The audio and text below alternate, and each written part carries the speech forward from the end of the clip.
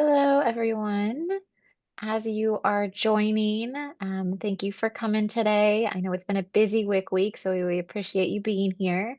If you want to drop in the chat where you're from, what chapter you're from, we love to see kind of the participants that we get from around the country.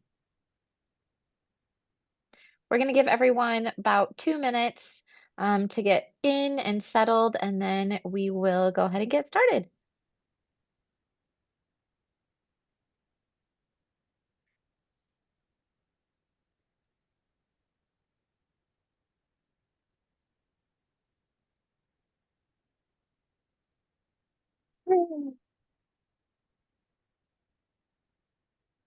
We've got Chicago, California, Colorado, Greater LA.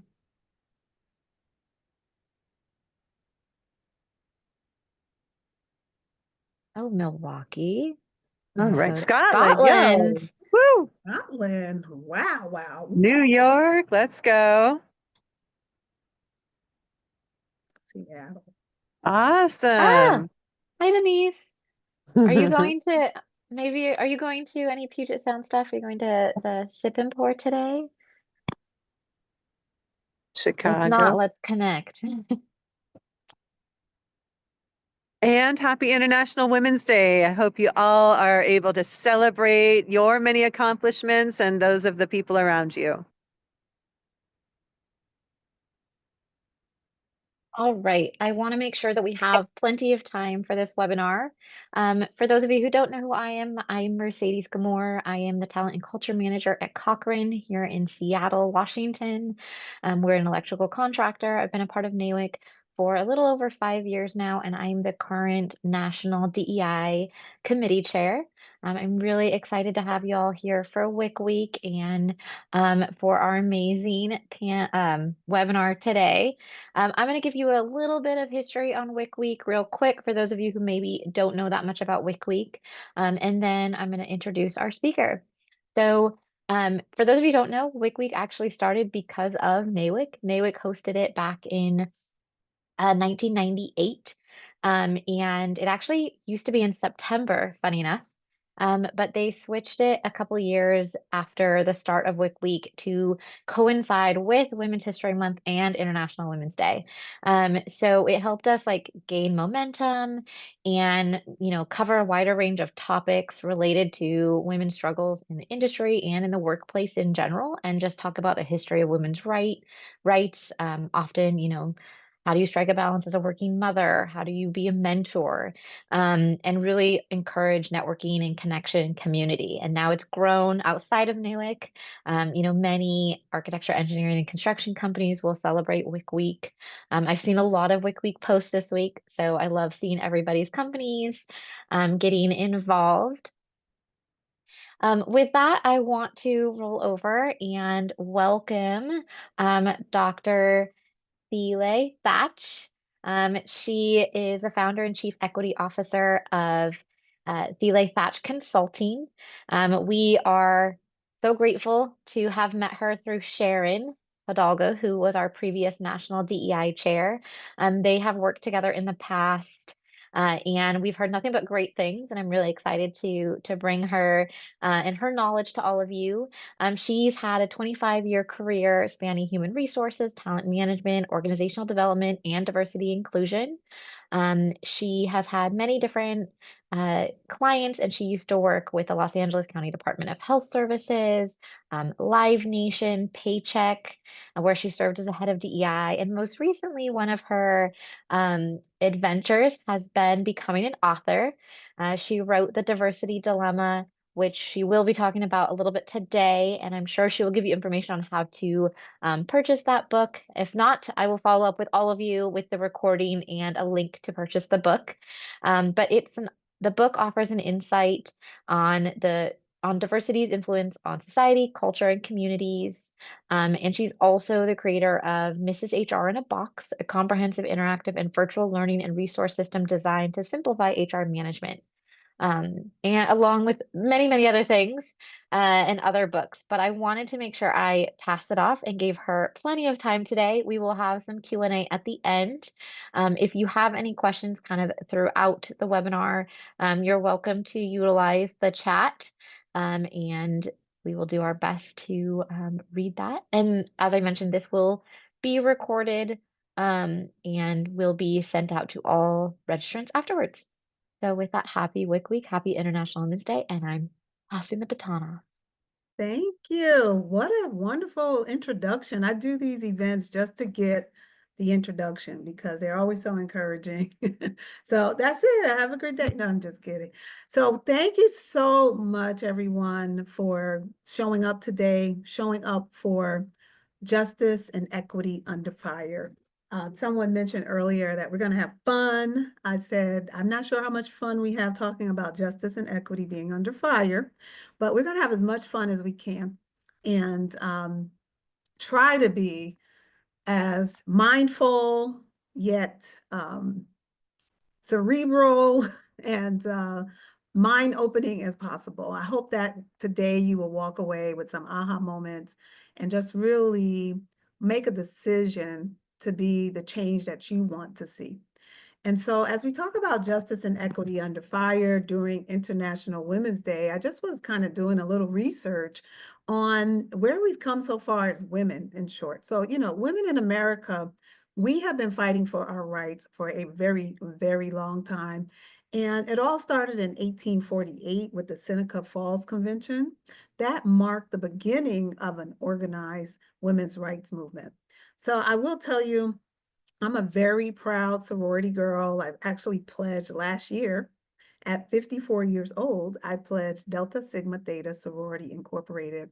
And one of the things we're known for is the March for Women's Right, for suffrage rights in 1913.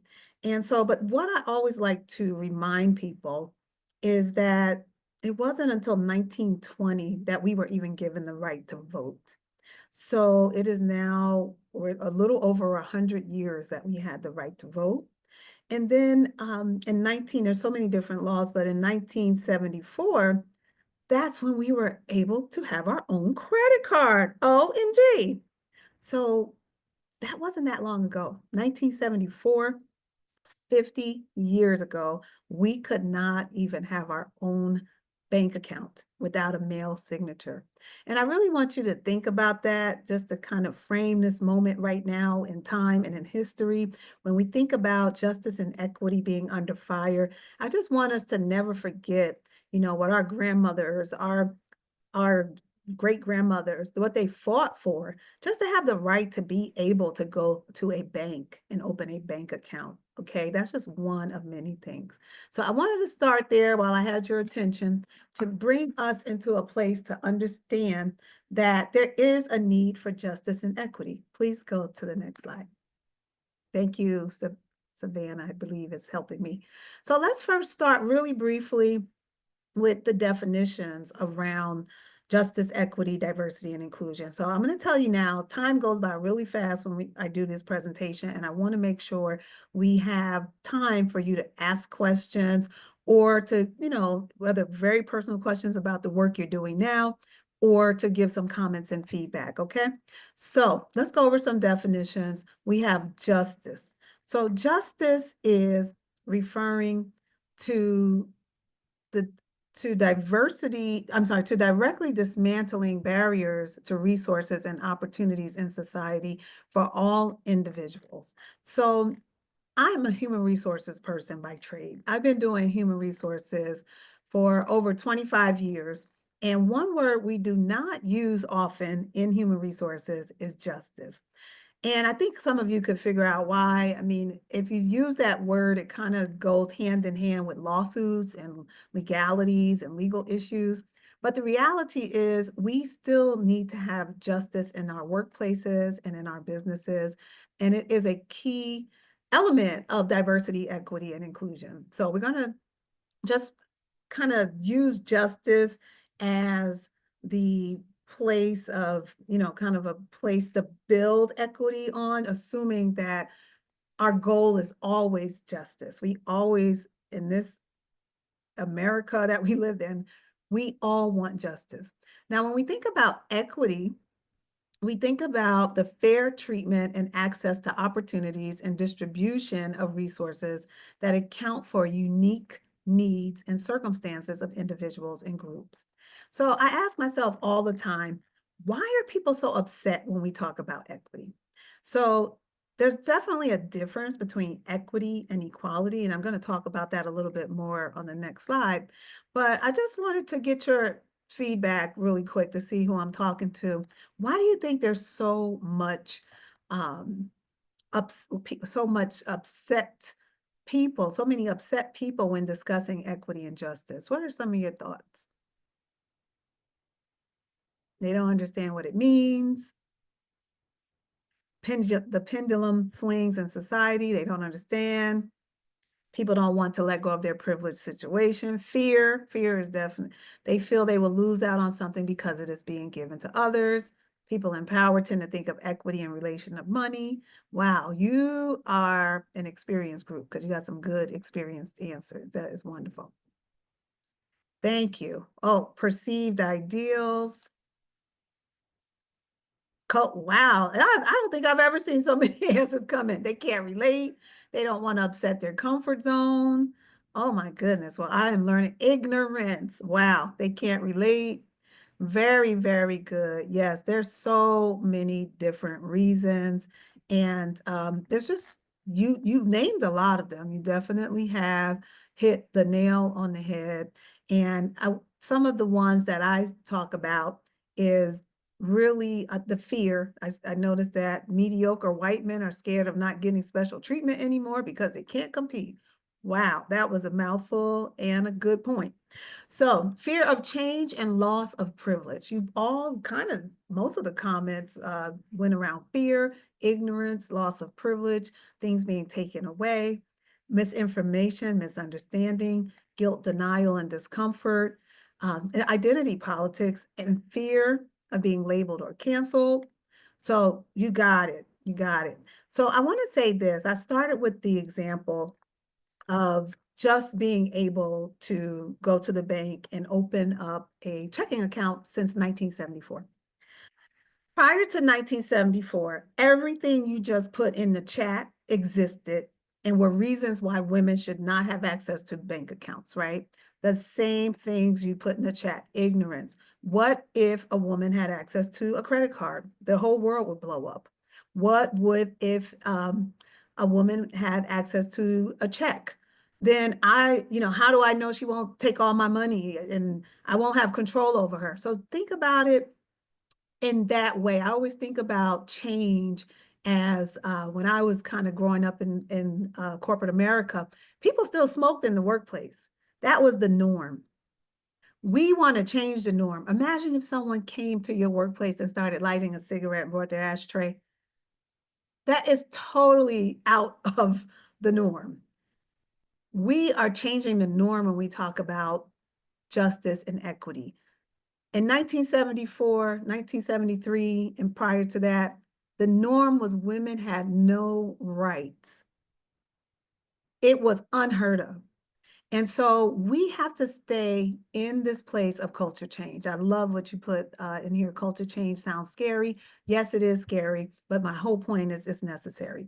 So let's talk about diversity. We all kind of know what that is. And I'm just going to leave you with this tip on diversity and inclusion for anyone who's new. Diversity is a noun. It is. One of the things when I think about diversity, I think about trees. I think about all of the maybe thousands of different types of trees there are. Oak tree, maple tree, cherry tree, I could go on and on. There are diverse trees. Everyone on this call, in some level, we are diverse. So diversity is a noun and inclusion is a verb, and that refers to the intentional and proactive effort to create a welcoming, respectful, and supportive environment. So the ultimate goal in your businesses and your workplace is to have inclusion and ultimately feeling of belonging. And we want to do this through equity. So let's go to the next slide, which is one of my favorite illustrations of equity. So when we think about equity, For some reason, people love this slide. I won't even get into the slides they don't like. Basically, that's the box, the one where people are standing on the box and looking over a fence. That has created so many polarizing conversations. I don't even use that slide anymore, just for the record. So, but this slide, people can get that we all are riding a bicycle and we all want to go on a bicycle ride. And so we're all different sizes.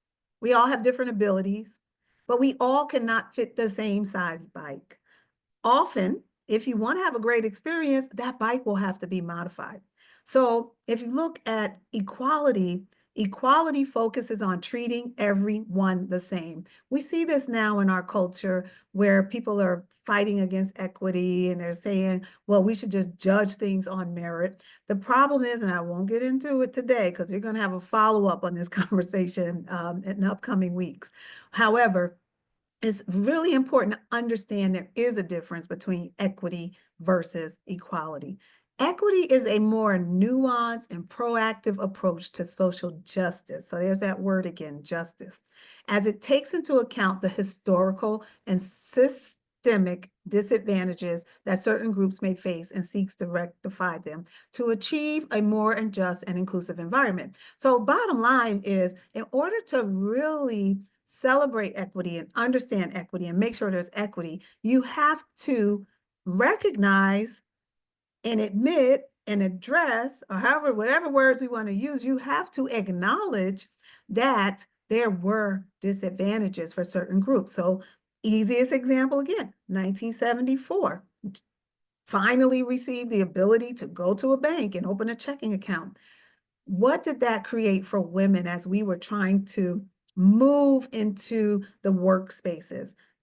It was only less than almost 50 years, but not less, yeah, less than 50 years that, or close to 50 years, excuse me on my math, but it affected our ability to create wealth, to create and have wealth for ourselves, because as women, we were now behind hundreds of years of men who had learned this. They knew how to move in the workplace. They knew how to be leaders in the workplace because they had those opportunities.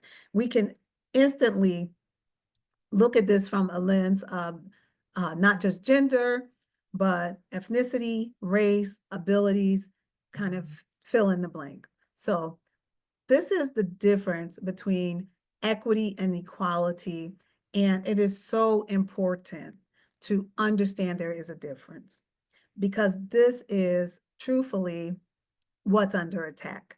The equity piece is under attack. And so we know, especially working in construction, working in housing, that there are numerous ways that equity still has an opportunity to, be improved. Let me give you a few examples.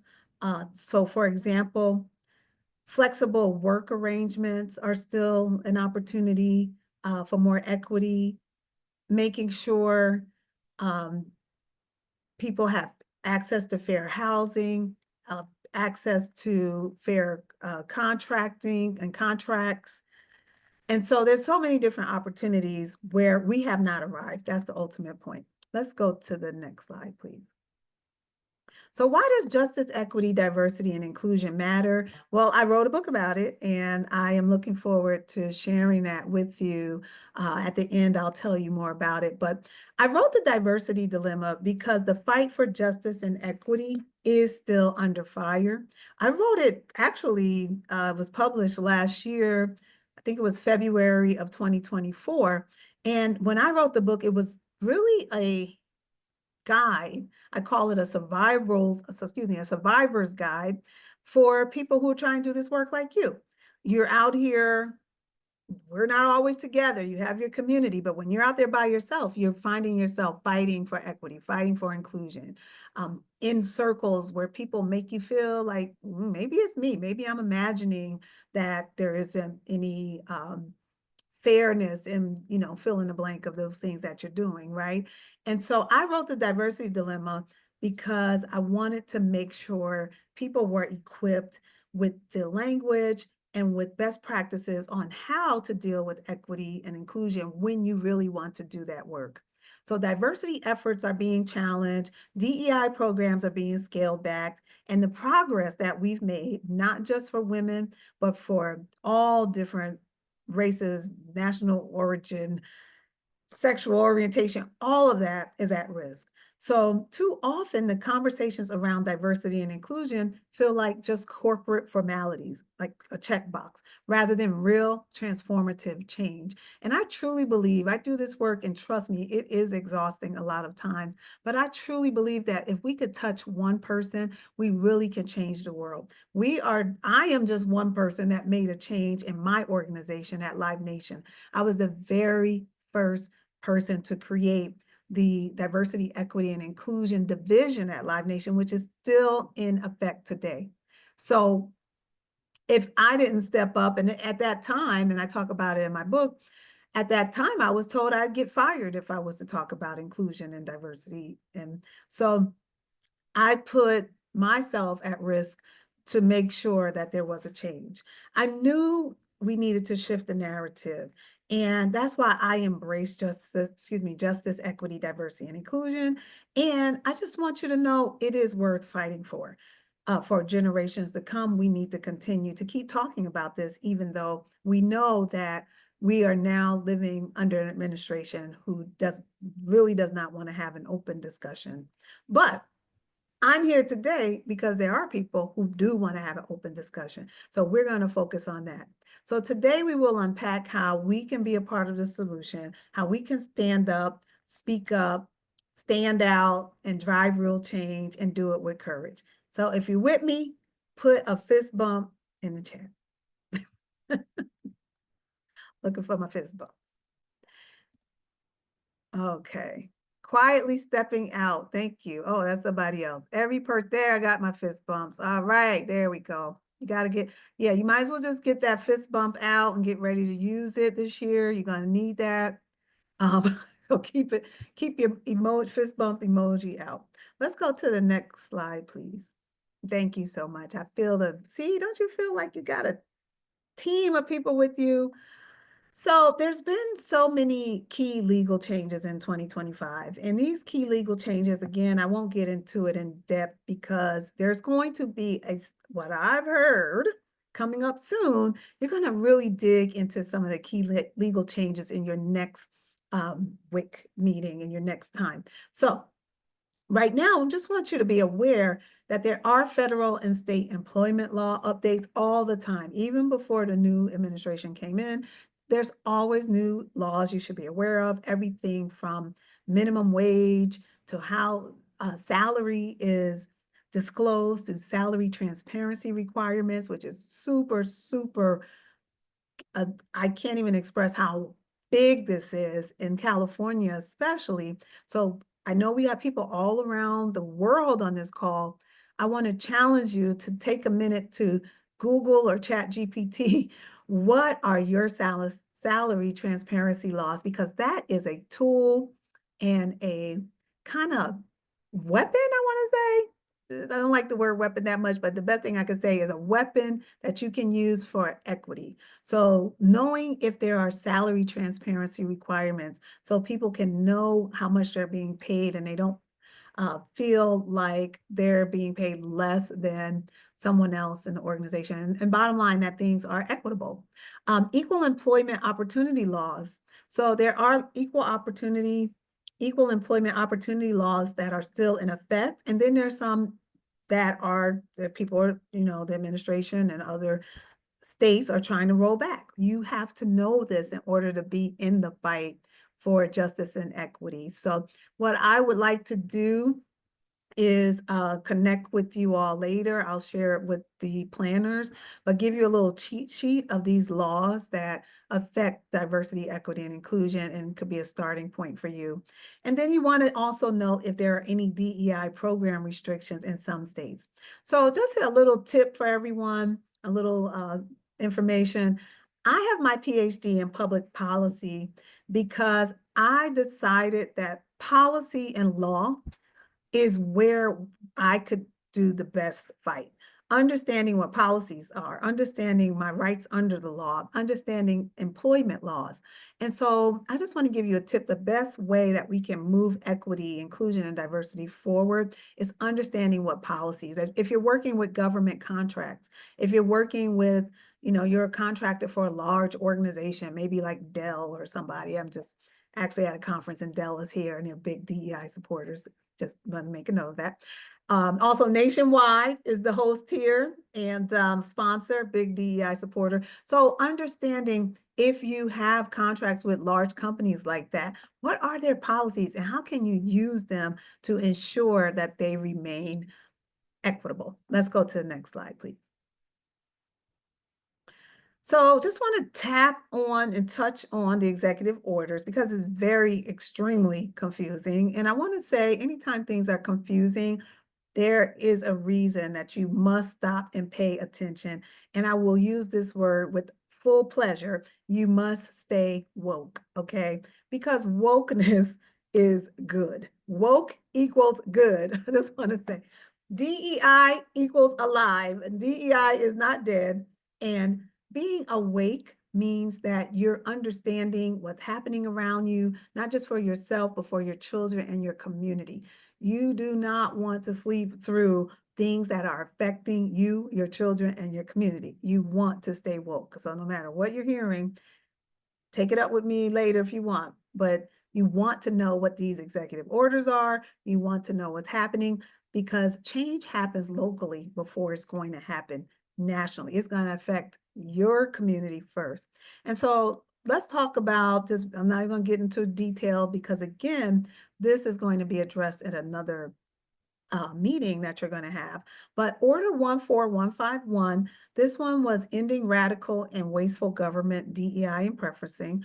Order 14168 is defending women from gender ideology, extremism, and restoring biological truth to the federal government. This one's called the Gender Identity Order. It's basically saying women are women, men are men, and that's it. Order 14173 is ending illegal discrimination and restoring merit-based opportunity, which is the DEI order. And so even though these have been written really plain in this language, it's still very confusing and nuanced. And I just wanted you to know that it's confusing for everybody. And it's purposefully so. So let's go to the next slide. And we're just going to focus on what we can do with what we have, okay? Because here's the thing. It's just like Monopoly. I was talking to my son, to my youngest son, and trying to explain some of this to him. And he's like, oh, it's just like Monopoly. I said, that's a good point. It's just like Monopoly when you get all your keys all your homes and your hotels on the board. Sometimes the rules change when the die, I believe it's die. I don't use that word a lot. When the die are rolled, and you get your numbers on that dice, you never know what's going to happen next. But there are certain things that still withhold true. And there's certain principles and frameworks, and I talk about this in my book, The Diversity Dilemma, that we can use no matter what. In my career, I used a lot of Six Sigma principles and frameworks to kind of move in corporate America. Things like define, measure, implement, control. I could apply that to everything, everything. Oh, we need a new strategy for how everyone uses the bathroom. I just made that up. Okay, well, let's define it, let's measure it, let's implement, let's control it. So in the same way, I wanted to create a framework for DEI because it gets so difficult, so convoluted. But one of my favorite frameworks I'm going to go through really quickly so I can have more time for discussion and questions is the 7A framework. So the 7A framework focuses on acknowledgement, awareness, alignment, action, authenticity, accountability, and advocacy. Bottom line, when you're working in DEI or you're working with a client or a contractor that, and that comes up, the number one thing that needs to happen is acknowledgement, recognizing that disparities exist and that systemic barriers do impact marginalized groups. This is the first step toward creating equitable solutions. Now, I say this because if acknowledgement is not there, the other 6, it doesn't even matter. because a lot of times we try to start with action, which is in the middle. That's when you move beyond statements and policies to implement tangible initiatives that drive equity. It is nearly impossible to take action without acknowledgement. So first you must acknowledge, like the example I started with, women received the right to own checking accounts and credit cards in 1974. True or false? Once we acknowledge that's true, now we have a place to start where we can look at systems and programs and policies, but without acknowledgement, we're not getting far. Now, with awareness, we're developing a deeper understanding of how bias, privilege, and discrimination shape the workplace dynamics. Then here's a key that I love, and I'm not going to get too, I'll be here all day talking about this stuff, but alignment ensures that whatever you're doing is aligned with those DEI principles. Again, when I was working in different organizations and when I helped come up with DEI strategies, one of my best examples is, what are your values? So if you're a small business owner and you say, well, my value is family. Okay, how does family align with DEI? Do you respect your family? Do you respect those who are older in your family, those who are younger in your family, generational differences, racial differences? Use that value of that organization to hold them accountable to DEI. So that's a nugget I wanted to give you. Okay, I'm going to move on. We have the 7 Ds: denial, determination, deconstruction, doing, damage control, detach, and decide. And you just really, with the 7 Ds, we're looking at all of the obstacles that you have to maneuver when working in DEI. So again, this is pretty comprehensive, but let's start with denial. That's the refusal to recognize systemic inequalities, discriminations, or biases. I thought this was important because a lot of times you can feel like it's personal. Like, why don't people understand? Did you understand the words coming out of my mouth? Well, it's not always me, it's not always you. It's just people or systems or organizations are in denial. Because of that, you have to be determined. If you're going to do this work, you have to be determined to push through, determined to deconstruct and break down really what are those areas that are creating this gap for equity, this obstacle, this barrier, and you have to deconstruct, and that's going to involve doing. And that's the implementation phase where strategies and programs and initiatives are created. So a lot of times people, again, just like the action, they want to start with doing first without understanding that the leaders, the CEO, the managers, whoever, are in complete denial. So you're going to hit a roadblock if you start doing without recognizing they're in denial. And it's going to be very difficult. You also, even if you're moving along smoothly, you're going to have to be prepared for damage control. Damage is going to come, okay? And you want to not take it personal, but have different things in place, whether it's employee relations protocols, a person they can talk to. You have to be ready to respond to the backlash and repair relationships and trust. And then there's a piece where you got to have the ability to step back from these power structures and detach yourself from other people's biases, right? We already have our own biases.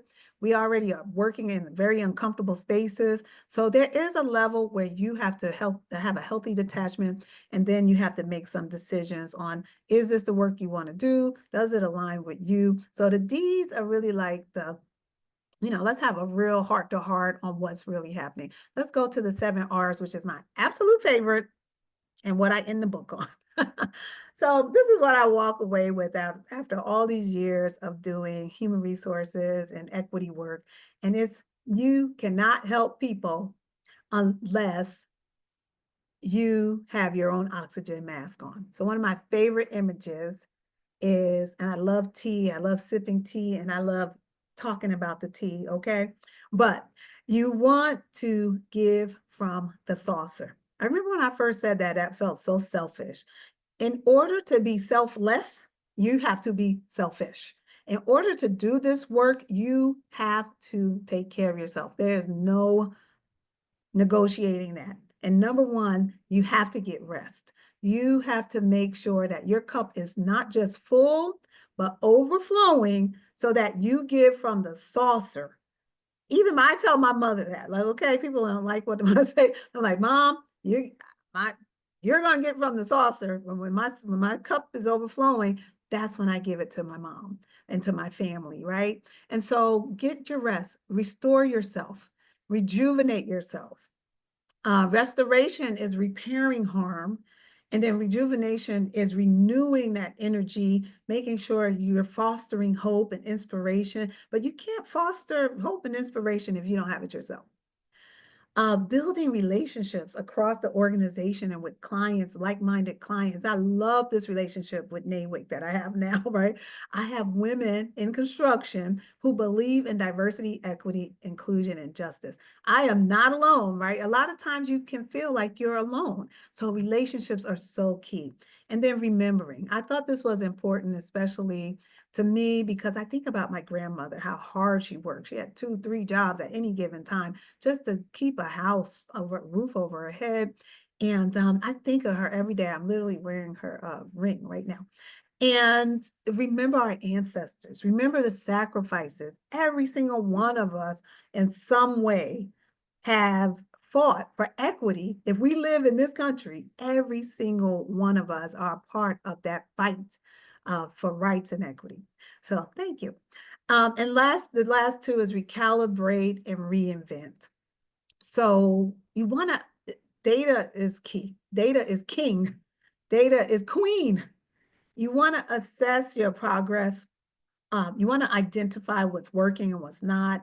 And when we're talking about DEI, it's really difficult to not look, woo-woo, there's what you call woo-woo and Hakuna Matata. No, we're talking about real work, real progress.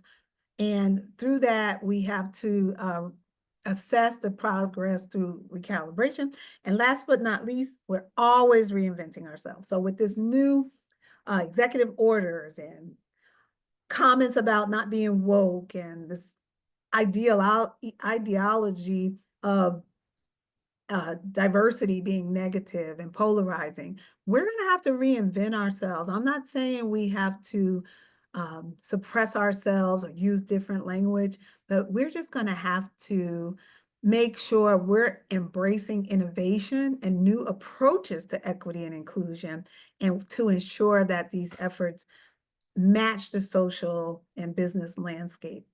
I think we can do it. I really do. Okay, let's go to the next slide. So DEI matters. Why it matters? Hey, let's keep it simple. You want to avoid lawsuits, fines, and reputational damage. The reality is the law is still there. There's executive orders in place that affect federal workers and federal contracts and federal government employees. But there are organizations, there's federal laws right now, like the Family Medical Leave Act, the Americans with Disabilities Act, the Title VII of the Civil Rights Act. They still exist, and they protect us from discrimination and harassment and all. So these laws are here. I just need you to know they did not go anywhere with the executive order. So you can still be sued as an entrepreneur. You can still be sued as a business for discriminating based on race, gender, sexual orientation, age, pregnancy, military status, economic status. These things are still in existence. The executive orders did not wipe them away. So DEI matters because you do not want to be sued for discrimination because you think that, or they think, and you can let your clients know that they're above the law because the law is still there. You also want to create a safe and inclusive work environment. Studies after studies show that when people are happy at work, they are productive. When people are, let's forget the word happy, when they feel like they belong at work, they are productive. Studies also show that organizations that have diversity perform better. We've talked about this for years. You also get to strengthen your brand's integrity and employee retention. And it matters because you need to keep up with legal changes. Let's go to the next slide. So I want to get into briefly, maybe about another 5 minutes, on how you can lead boldly. And I think all of you are from different places. Some of you may be business owners, some of you are working in a business, but it doesn't matter.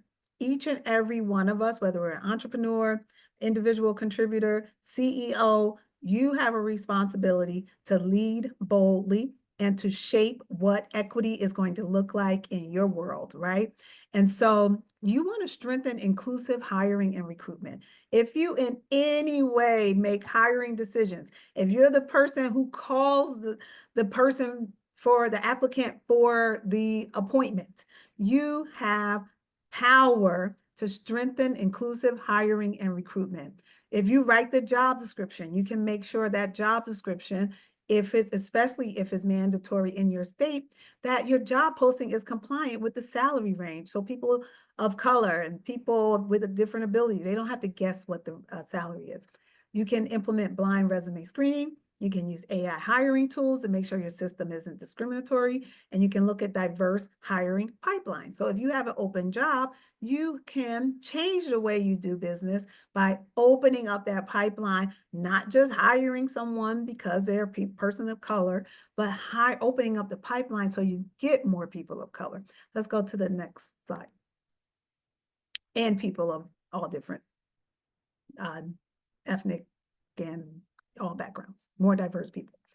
Okay, so you can go to the, oh, so sorry. You can also ensure wage and labor law compliance, making sure you have wage equity. One of the first projects I did was to look at salaries and compensation models. They hated it, by the way. They were just like, don't show anybody else that. Because one company I worked for, the women were making 80% less than every man in the organization. And when that was my first little assignment as an equity leader.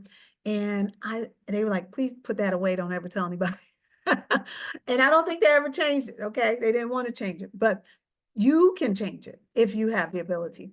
You also can make sure people are classified properly. Independent contractors are not classified as employees. There's a lot of inequity when that happens, because if you're classifying people wrong, they're not getting the benefits that they are entitled to by law. So overtime and break laws, this is so huge because typically it's the least paid people in our society who are women, people of color, same group of populations, right? That don't get overtime because they're misclassified and they're the ones who need the overtime. So making sure you're doing right by everyone to make sure they're being paid properly, and looking at remote work. During COVID, we saw that remote work was crucial to women in the workplace. We had millions. I think the number was like 3 million. Look it up for me if you want. They just left the workplace during COVID. And that showed us, it was called the She Session. And that showed us that women still needed flexibility in the workplace, and that we were still a primary caregiver. No matter what, we're still the primary caregiver. So that's a great place to start. Let's go to the next slide, please. Thank you so much for doing this with the slides. You want to strengthen your workplace equity policies, making sure you have equal pay audits, looking at opportunities for gender identity and expression protections. So although that's being talked about in the executive order, what are you doing? So because there's an executive order, you're just going to discriminate against people who don't match the executive order. You're going to fire them, you're going to kick them out. Well, they're still protected by Title VII of the Civil Rights Act of 1964. So you still can put yourself in a position if you do not protect people's gender identity. The executive order did not erase that. Only for federal contractors and federal government employees, and it still does not erase the law. Then you can do a culturally inclusive holidays and accommodations. I will be giving you a free Jedi calendar at the end of this that you can download, you can print out. I printed mine out, hangs on the wall.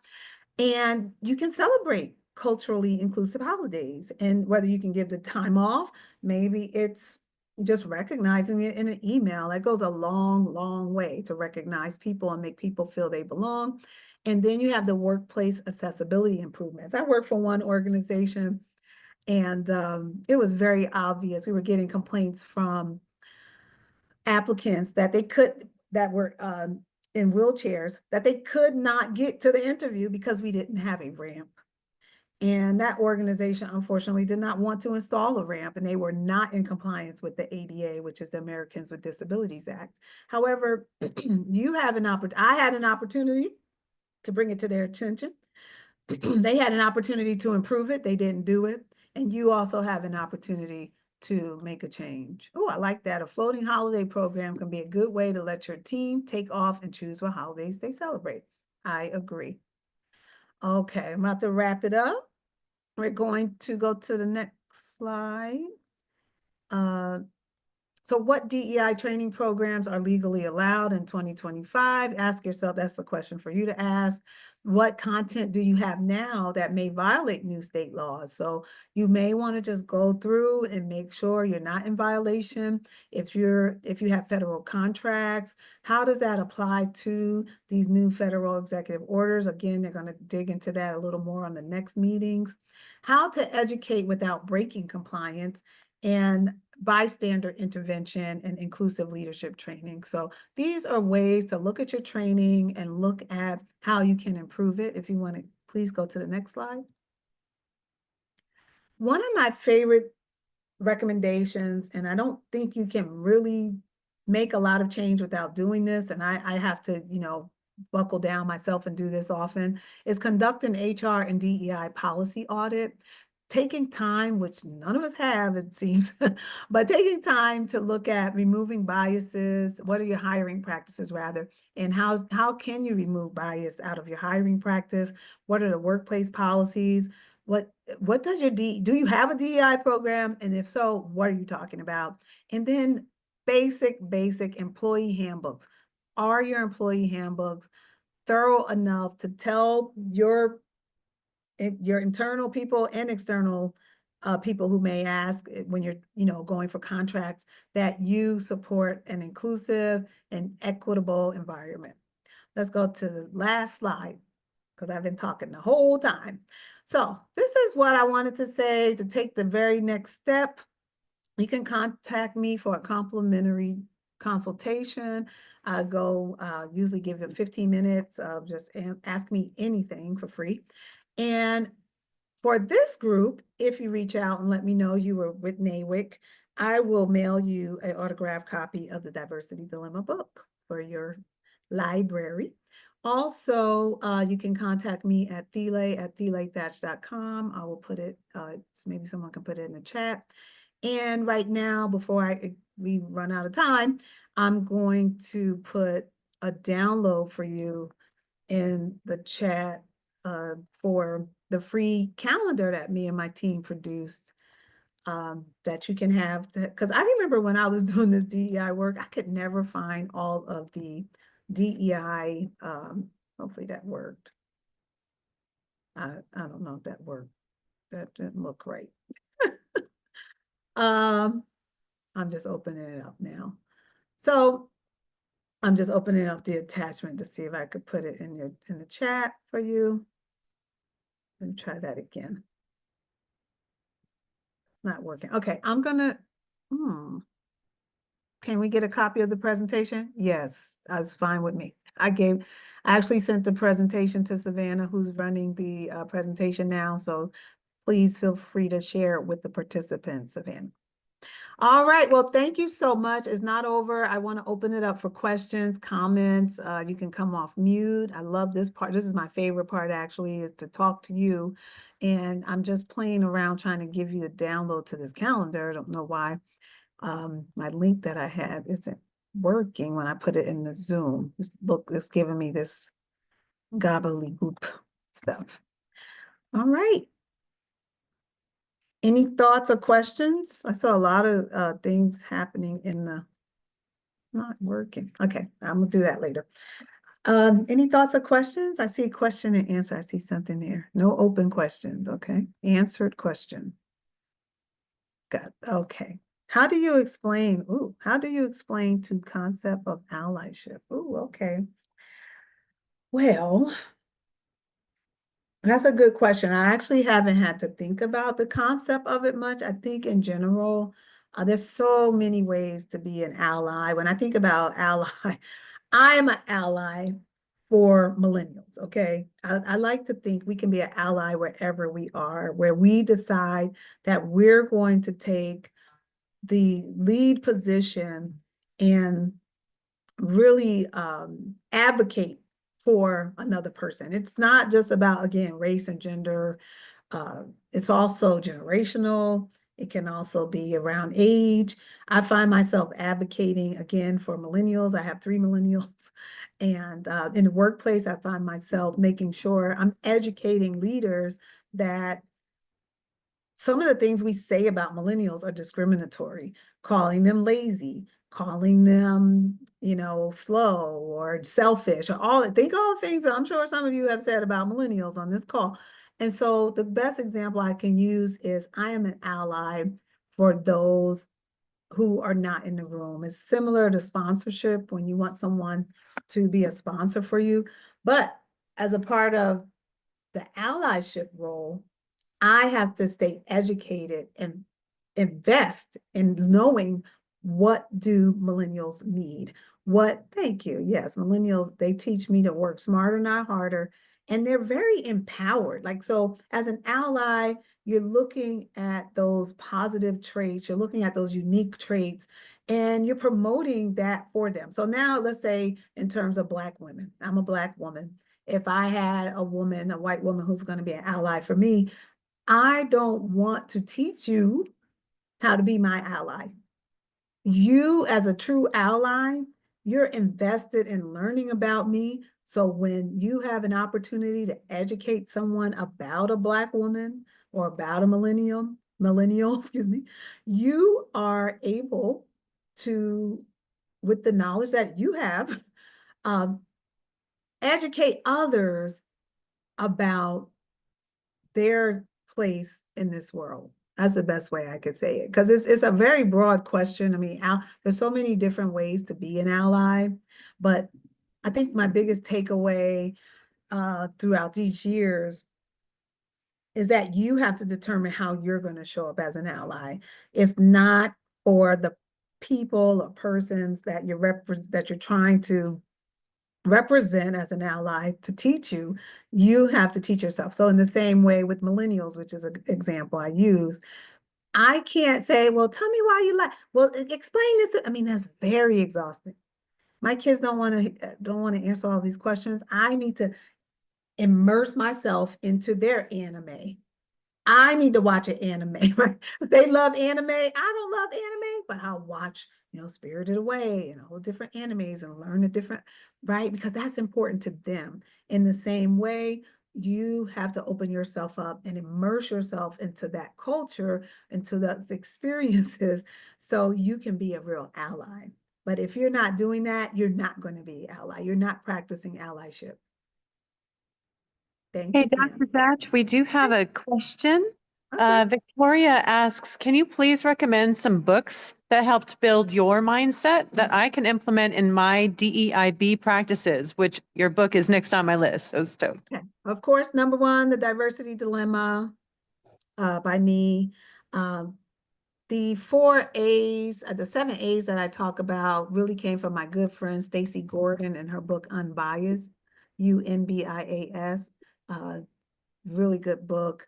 My first book that was given to me by my head of HR when I started this work was Beyond Race and Gender by, I think his name is Roosevelt.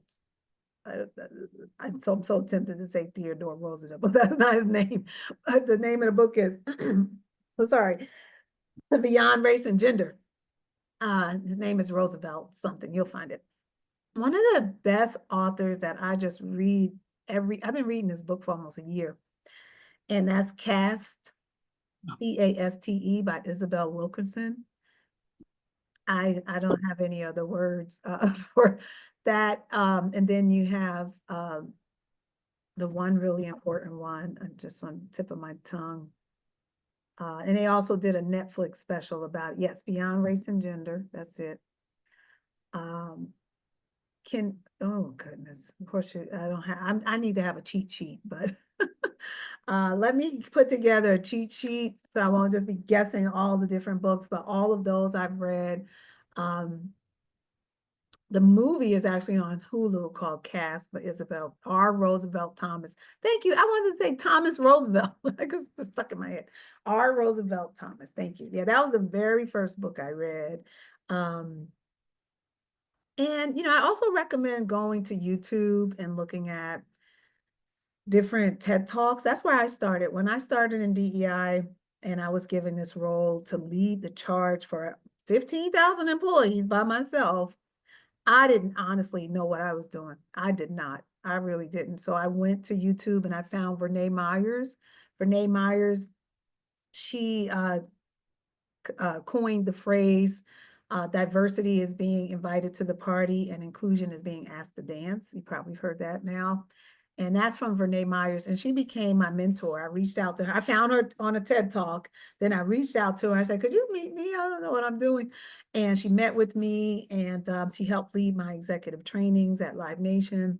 And I just learned so much from her. So she's still doing the work. She wrote a book. I just don't know the name right now. I'll add it to the list.